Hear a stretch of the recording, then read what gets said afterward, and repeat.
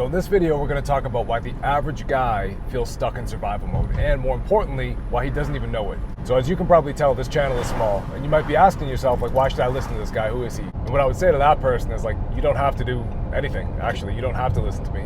But I think that the point of any productive conversation is that somebody leaves away, both people, ideally, walk away with a greater sense of awareness. So I think over the course of this video, which might be anywhere from 8 to 12 minutes long-ish, I'm on my way into work right now, my hope is that you walk away with a sense of awareness as to why maybe you feel like you're stuck in survival mode. And more importantly, most importantly, what are you going to do about it? What to do about it? And the last piece on the day job thing, and why I feel as though it's relevant to bring up, is because I talk to these guys on a daily basis. People like you and people like me that work 40, 50, 60 hours a week, that are willing to sacrifice, that are willing to put in the work. But they don't feel as though they see the results. They don't feel as though that shows up or is reflected in their bank account or in their relationships. Let's just kind of jump right in. What I see from the counseling side, because I work with these guys every single day, and to a degree I'm one of them, I see 3 different parts.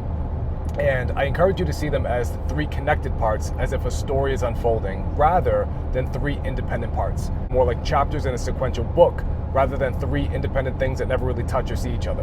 And if I get my messaging right, one of the themes that I think you'll see as we kind of go through these different chapters is that the narrative, the story, is really entrenched in just adapting to chronic stress. That our nervous systems have really evolved in the context of problem solving.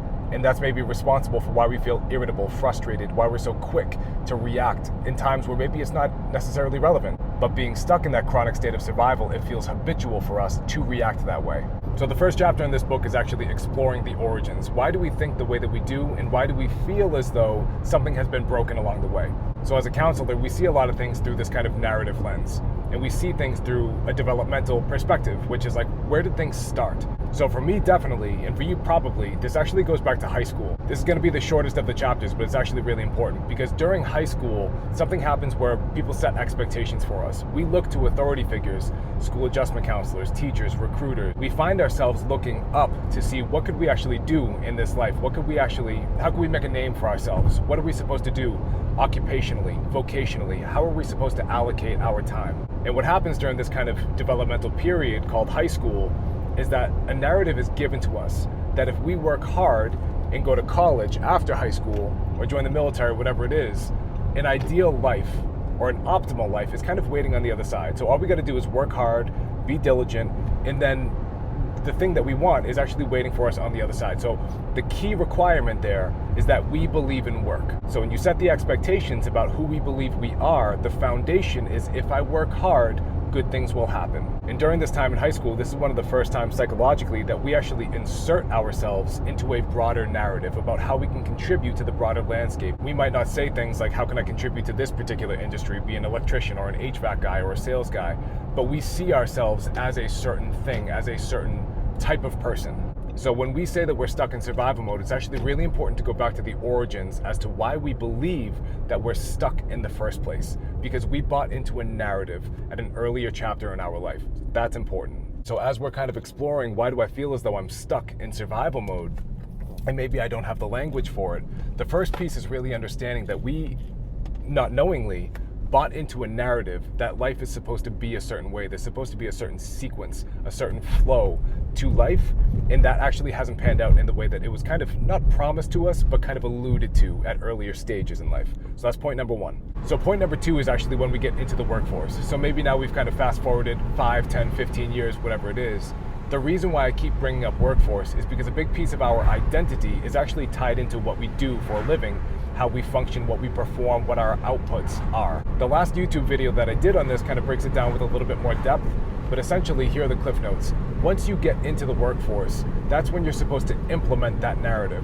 We have this expectation because they were set at an earlier stage in our life that if we work hard, we're supposed to get that life that we want. So now we're in it. So now that we are actually in the trenches, we should be seeing glimpses of those expectations coming to fruition. And this is where we see that second point start to creep into the story a little bit regarding why we feel stuck in survival mode. So because the expectation has been set, now we kind of have this vague understanding that something in my life should be improving. Like the trajectory, the trend should be upward. And again, this is why this hits home mostly for the hardworking guy who is trying to build his family, who is willing to put in the hours and wake up early. You're willing to do that for a prolonged period of time, for years. you're willing to wake up early. You are willing to aim your discipline at the thing that will get you the life that you were kind of promised by our society.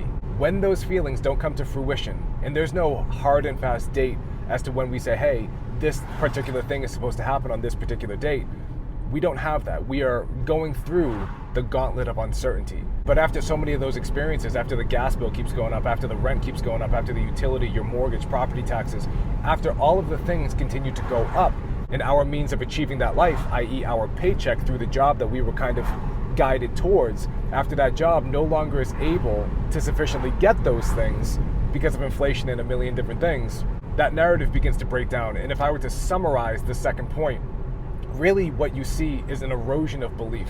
An erosion of belief in the system, in the expectations, in the promises, and in our ability, this is the really tricky one, in our ability to achieve the thing, the life that we want. And accompanied with that nobody really talks about, this is a really big conversational piece when I am in the counseling room, is loss of identity. So when your beliefs begin to dissolve, when you no longer feel as though you have an adequate means of getting the thing that you want, like your hard work isn't necessarily guaranteed to pay off, you find yourself drifting, wandering. Stress and irritability begin to normalize. They begin to settle into the average day, and then it becomes habitual. So here's the third chapter for why maybe you feel like you're stuck in survival mode, and that's called compounding stresses. That may feel like an overly clinical term, like one that you only hear in therapy, but it's actually pretty simple. In your late 20s and early 30s, what do? You start to build the family that you actually want. You start to build your home. You start to really build your life. So what happens then? To sustain that life, you need to continue to work to actually build the thing that you want to continue building. And this is where we go back to the first part. The narrative, the story has changed. 20 to 30 years ago, that job would actually be able to allow you to break through to build the thing that you actually want. When I say compounding stresses, it's kind of like iron sharpens iron, just in the wrong way. Your paychecks can no longer sustain the life that you were kind of guided towards. It's not that it was bad guidance, it just couldn't predict the future. Nobody could. So we find ourselves locked in this psychological state called overwhelm of I need to work insanely hard just to keep the lights on. I'm definitely not an economist. I'm not the smartest guy in the room, but I do have common sense. When you're no longer able to work hard and build the life that you want, that has serious psychological consequences. One of the points of this video is to normalize the feeling and the experiences that you have. Not only do I see them in the counseling room, but I see this in my personal life. I see this with my friends, with my family. This is everywhere. So let's just do a little bit of a recap as to why we feel stuck in survival mode.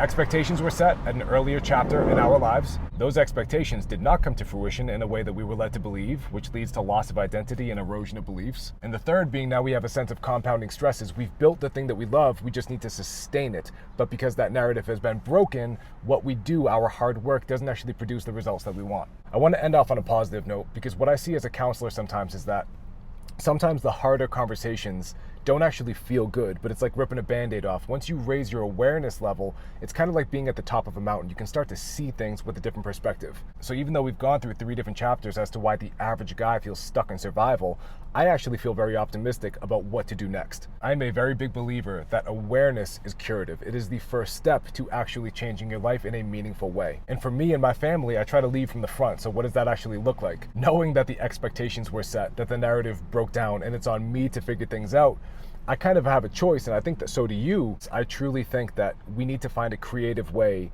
to kind of break out of that narrative and create one that serves us, create a new one. I call this a creative push. Once we have the awareness of what life is actually like, that the narrative is kind of broken down, it is on us. Finding some sort of creative way to break out of that current, break out of that narrative, is actually one of our greatest responsibilities. And I put my money where my mouth is. This is why I started a coaching business. This is why I wrote a book. This is why I do the things that I do, because I want to act out my values. And I don't want my kids coming into the same pipeline with the same broken narrative, not knowing how to find their way. So if any of this resonated, if you're trying to find that creative push, if you're trying to break out of that narrative, leave me a comment. Let me know what you're struggling with the most. Let me know why you feel stuck. What are some things that you've tried that have worked, that haven't worked?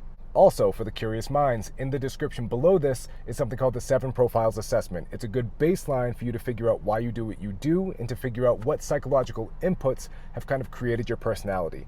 In addition, there's also a Calendly link. Feel free to book a call. It is completely free, and we can go over what some practical steps might actually look like for you. Until then, keep those 3 chapters at the top of your mind so you understand next time that you feel stuck or in survival mode that this is actually normal, and it's on you and me to figure out how to get out of that narrative.